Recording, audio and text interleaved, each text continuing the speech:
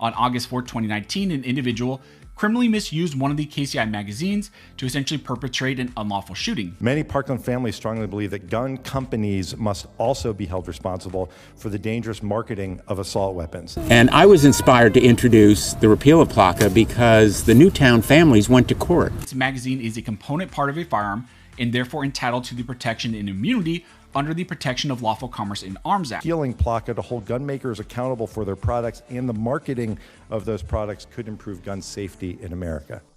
In a case involving whether or not mags for arms are genuinely arm parts covered by the PLCAA and whether or not manufacturers and sellers of these mags can be held accountable, the Supreme Court declined to consider the matter. Supreme Court declines review of controversial case. An intriguing farms case that was recently denied review by the Supreme Court is KCI versus the Th Judicial District Court of the state of Nevada. In this case, a manufacturer of arm mags was sued because one of their mags was used by a criminal. The victim's family then sued KCI in an effort to hold them liable for the negligent manufacture of a product that was later used in a crime. The case centers on the PLCAA. On August 4, 2019, an individual criminally misused one of the KCI magazines to essentially perpetrate an unlawful shooting. But the one thing it did was to pass PLCA. So the Supreme Court has denied review of a case which involves whether firearms magazines are actually firearms parts. I want to say you may think that Congress does nothing about guns. KCI essentially only produces standard capacity mags because it imports and distributes mags to wholesalers for semi-auto arms. On August 4, 2019, a person criminally misused one of KCI's mags to essentially carry out an unlawful shooting, a criminal creating a crime. The victim's families then sued KCI on the grounds that the company engaged in negligent mag manufacturing, which they claim led to the shooting. Was sued because one of their magazines was used by a criminal. The family of the victim then sued KCI. Many Parkland families strongly believe that gun companies must also be held responsible for the dangerous marketing of assault weapons in an attempt to hold them liable for the negligent manufacture of a product that was then used in a crime. Here's the amount of gun violence that has happened. I think we're reaching a tipping point where we're about to hit desensitization to gun violence. KCI subsequently moved to dismiss the lawsuit against them on the basis that its mag is a component part of an arm and therefore entitled to the protection and immunity under the Protection of Lawful Commerce and Arms Act. This case was originally before the 8th Judicial District in Clark County, Nevada, and on review, the court held that KCI's mag was not a component part of a firearm eligible for immunity under the PLCAA. Therefore, the court denied KCI's motion to dismiss the case. KCI, in response, then filed a writ of mandamus up to the Nevada Supreme Court, alleging that the lower court clearly committed an error by denying the motion to dismiss because the fire's mags, in their eyes, were clearly a component part of an arm that were afforded protections under the PLCAA. However, the Nevada Supreme Court, on review, also denied KCI's petition, and they denied that writ of mandamus. That has now led to KCI and this company following a writ of certiorari of the Supreme Court. But then the family of the victims filed a lawsuit against KCI based on their allegation. The law provides broad immunity against civil lawsuits unique to the gun industry. That has now then led to the KCI and this company filing a writ of certiorari up the Supreme Court and asking for the Supreme Court to step in. And I was inspired to introduce the repeal of PLCA because the Newtown families went to court. And asking for the Supreme Court to step in. The question presented to the Supreme Court was simply whether a mag is a component part of an arm under the Protection of Lawful Commerce and Arms Act. Now, you may be asking yourself, what is the Protection of Lawful Commerce and Arms Act, also known as the PLCAA? The PLCAA is a U.S. law that shields arms manufacturers and dealers from being sued when crimes are committed using their products. It is meant to prevent lawsuits against arm manufacturers or dealers in cases where a third party steals an arm and uses it to commit a crime. Any lawsuit filed by a person seeking damages from a trade association, a manufacturer, or a seller of a qualified product, punitive harm, either declaratory or injunctive relief. Interpreting the PLCAA.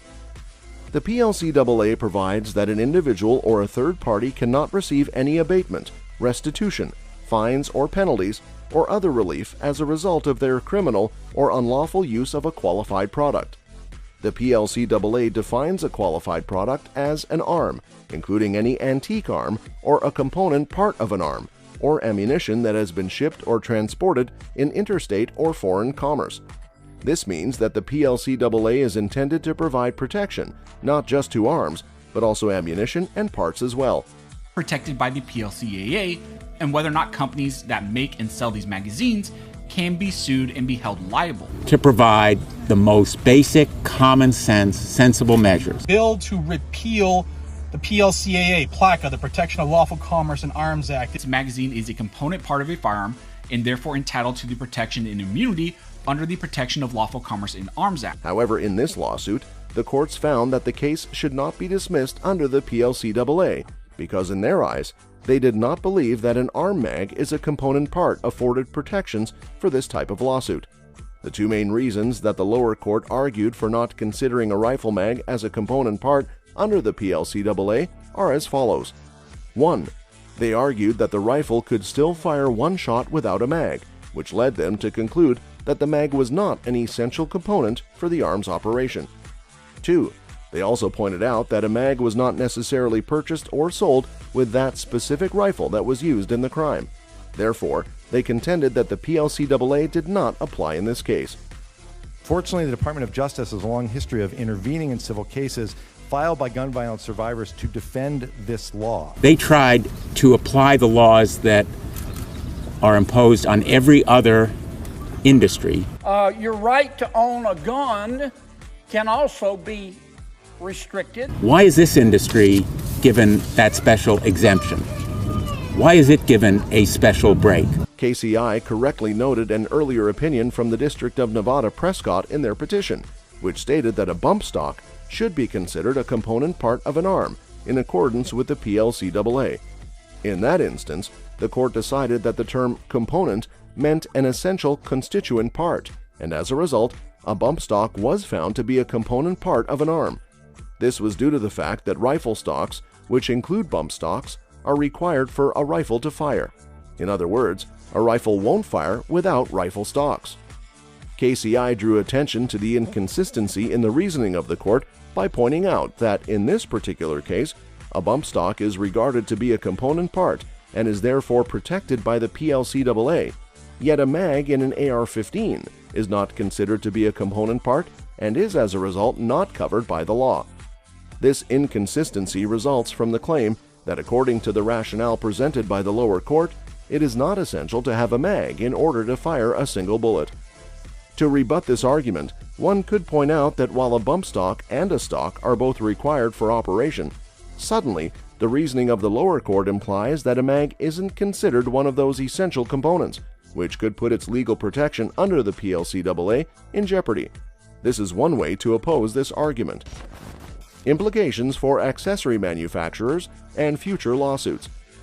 When contemplating the repercussions of the recent KCI case, it is vital to keep in mind that the debate over what, according to the PLCAA, qualifies as a component part raises worries about the possible exposure of accessory producers. It is possible that accessories for arms such as optics, iron sights, arm grips, forward vertical grips, slings, and other accessories could be excluded from the safeguards provided by the PLCAA if it is determined that they are not required for the fundamental operation of an arm, which is the Protection of Lawful Commerce in Arms Act. Repealing PLACA to hold gun makers accountable for their products and the marketing of those products could improve gun safety in America. But our obligation in the Justice Department is to defend the constitutionality of statutes. And they face a defense that says, we are different. The law doesn't apply to us. This line of reasoning argues that a third-party criminal who commits a crime using an arm that is outfitted with such attachments would open the door for victims seeking legal remedies to file lawsuits against the accessory manufacturers. Concerns have been raised over the possibility that this precedent could provide a problem for the PLCAA, rendering the law less successful in its mission to shield businesses who produce arm accessories from the risk of being used for liability. Unfortunately, the Protection of Lawful Commerce in Arms Act, known as PLACA, legalize suing gun companies out of existence with frivolous lawsuits. The laws of negligence, of liability for defective product, held the Protecting Lawful Commerce in Arms Act unconstitutional. It is argued in this scenario that in the event that the PLCAA does not include actions involving accessories, it may in the future inspire more people to bring legal action against accessory makers.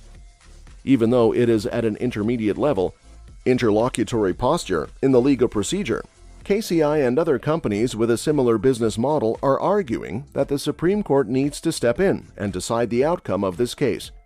They contend that the PLCAA and the request to dismiss should have been granted, which would have effectively stopped the matter from proceeding further in accordance with the provisions of the PLCAA.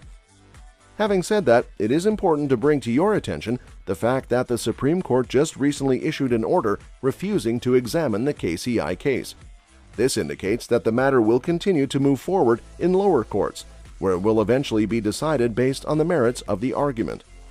This new information is going to be very important for upcoming lawsuits linked to the PLCAA.